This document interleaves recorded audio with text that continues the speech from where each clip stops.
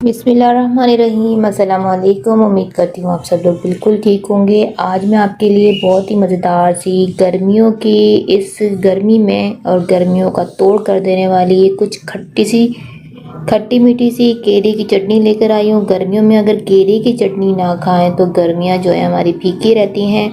तो ऐसे ही चटखारेदार खट्टी मीठी सी चटनी मैं आज आपको बनाना बताऊँगी, जिसे बनाना बहुत आसान है, बिल्कुल अलग वे में बताऊंगी। तो चलें शुरू कर लेते हैं वीडियो को। तो यहाँ पर देखें, मैंने यहाँ पर केरी ले ली, तकरीबन मेरे पास है केरी 1 किलो है और इसको मैंने इस तरीके से स्ट्रिप्स में काट लिया है। ठीक है, पतला पतला बारीक बारीक कट कर लेना है आपने अच्छे से। और यहाँ पर ये देखें जी, 1 कप मैंने चीनी डाल दी है। तो चीनी आप अपने टेस्ट के हिसाब से डाल सकते हैं। ज़्यादा खट्टा पसंद कर रहे हैं तो 1 कप काफ़ी है, मीठा पसंद कर रहे हैं तो ज़्यादा ऐड कर सकते हैं।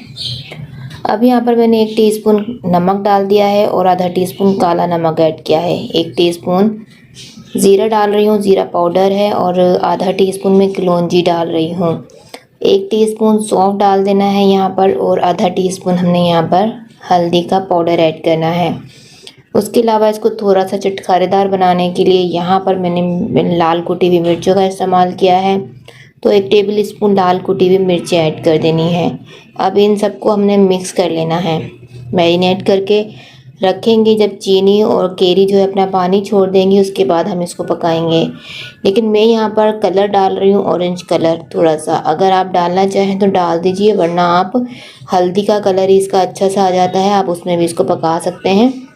मैं इसका कलर थोड़ा सा डार्क करूँगी, जो कि वो ऑरेंज फूड कलर की वजह से होगा।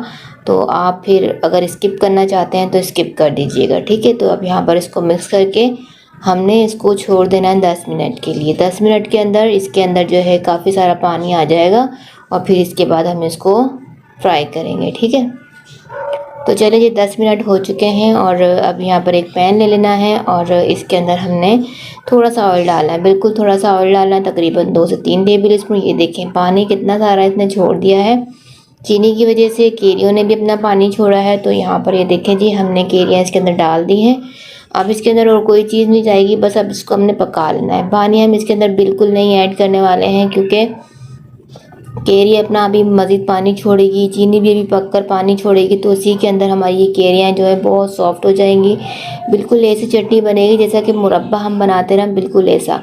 तो बस अब इसको हमने बिल्कुल सिमर फ्लेम पे करके इसको कवर लगा देना है और 20 से 25 मिनट के लिए छोड़ देना है। बस भूल जाए इसको रख के 20 से 25 मिनट के लिए।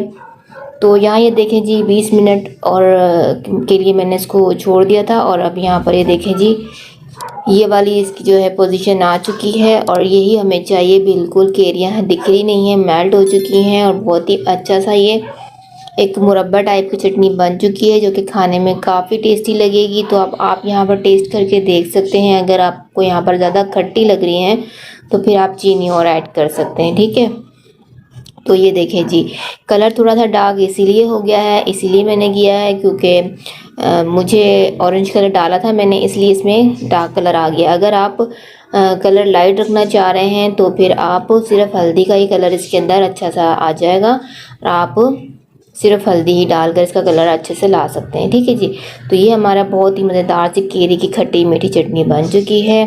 एक बार ट्राई ज़रूर कीजिएगा, बहुत मज़ेदार बनती है, फटाफट से बनी है। और अगर वीडियो पसंद आई है तो लाइक भी कीजिएगा। अपना ख्याल रखिएगा। अल्लाह हाफ़िज़।